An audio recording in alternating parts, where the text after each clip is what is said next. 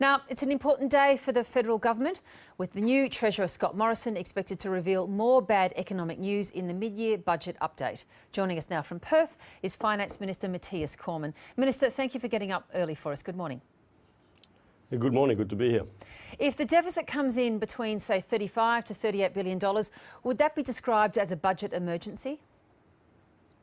What you will see in the budget update today is the government continues to make progress in putting Australia on a stronger economic and fiscal foundation for the future. Our economy is transitioning from significant resource investment-driven growth to broader drivers of economic activity. And when it comes to the budget, what we were able to see at budget time was that the budget position was improving over the forward estimates, and that we were getting back into balance at an appropriate speed. And of course, since budget time, there have been some additional headwinds. The price of iron ore has fallen further. Everybody knows that that does have flow-on consequences, but the government's focus has been on policies to strengthen growth, such as the innovation statement released last week, but also on controlling expenditure. And what the budget update to be released today will show is that wherever we had to incur additional payments, they have been more than offset by reductions in expenditure in other parts of the budget, and that overall expenditure in this budget update is lower than what was forecast at budget time. OK, well, look, that's a good speech, but it doesn't actually answer my question, which is whether that figure between $35 and $38 billion would be described as a budget emergency. Let me ask it another way. If you were in opposition and the Labor government came back with that figure somewhere between $35 and $38 billion, would that be acceptable to you? Well, we are on a credible path back to surplus. No, that's not my question. I'm going to jump in there, Minister. That's not my question, and I'm happy you're on a credible path that you believe that. But let's get to that. We've had a lot of rhetoric over the years about what's acceptable and what's unacceptable when it comes to a deficit. If we hit that figure between 35 and 38 billion, if you were on the other side, would you stand up and say, yeah, fair enough, good figure?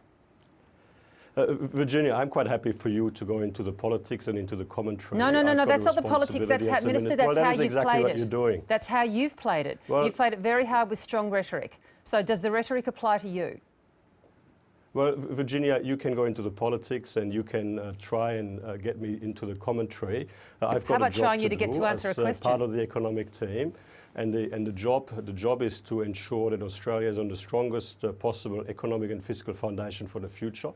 That is what Scott Morrison and I have been doing. That's why we've been focusing on policies to strengthen growth. That's why we've been focused on policies to strengthen employment creation. And incidentally, job creation has been very strong this past year. More than 300,000 new jobs created. The unemployment rate now lower than had been previously forecast. And when it comes to the budget position, we are now on a credible path back to surplus, but we are doing it in a responsible fashion. So obviously at various times you're going to face external challenges, you're going to face global economic headwinds. The key is to ensure that Australia is in the most resilient position possible to deal with it, and of course that we continue to make progress heading in the right direction, and we're certainly doing that. All right, well, let's pick up your point there about being on a credible path to surplus. The May budget forecast to return to surplus by the end of this decade. Is that still possible? Well, I mean, the specifics will be released in the half-yearly budget update a little bit later today, and everybody knows that the price for our key commodity export, our biggest export earner, which is iron ore, has fallen further. I mean, at budget time, we made our revenue forecast based on an assumption of about $48 a tonne price for iron ore, which was based on the 4-weekly average price the previous 4 weeks.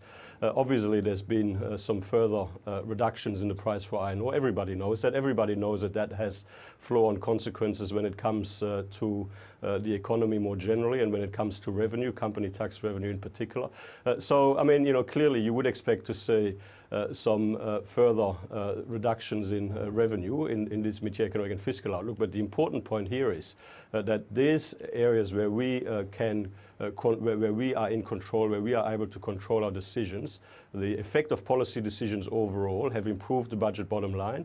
The effect of spending decisions overall have improved the budget bottom line, and expenditure will be lower in this budget update than had previously been anticipated at budget time. Is that just a long way of saying no?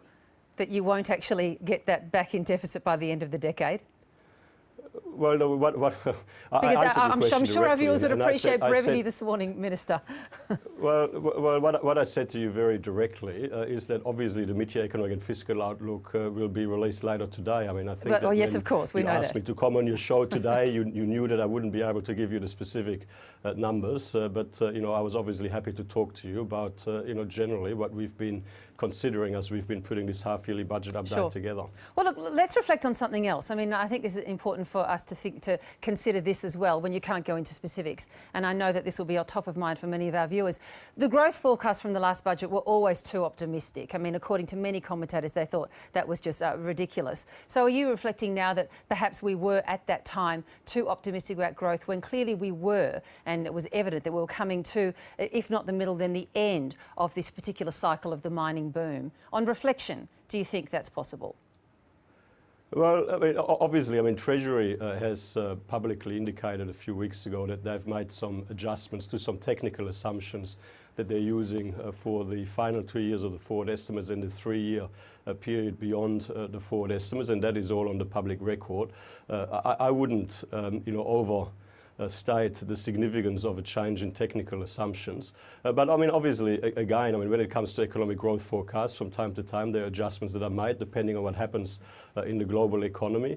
But let me just also make this point again. The Australian economy is actually performing quite well, given the external challenges that we've been facing, given the most significant fall in our terms of trade in about 50 years, given what's been happening to the price of iron ore and coal in particular. So, I mean, in that context, where other commodity-based economies around the world are either in recession or struggling, the Australian economy continues to grow. And importantly, employment continues to grow and continues to grow quite strongly. Matthias Cormann, just a quick question on another matter. If Ian Macfarlane, at the end of his summer break, wants to walk back into the Liberal Party room, will you welcome him? Well, of course. I mean, Ian Macfarlane has been, a very significant contributor to the Liberal Party over many years. He's been a senior cabinet minister, and of course.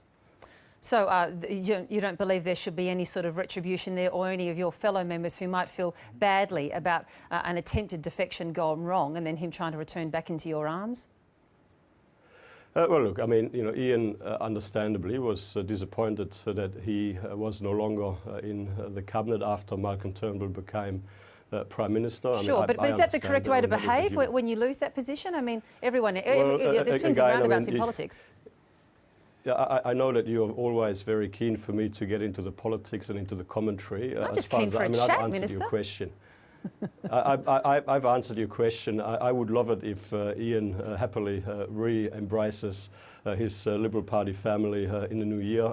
But whatever his decision, I, of course, wish him all the very best. Okay. And speaking of family, you're up speaking to us this morning from Perth because your wife is expecting a baby, and we wish you all the best with that. So can we chalk this up to a new kind of work-family flexibility where the Finance Minister can actually work from the city that he's in? Well, I'm certainly very grateful to my good friend and colleague, the Treasurer, Scott Morrison, for having agreed to release the mid-year economic and fiscal outlook from Perth, and I'm very grateful to the media for having accepted and gone along with that arrangement. Of course you do. Family flexibility is everything. Good luck. I hope it all goes well. Thank you.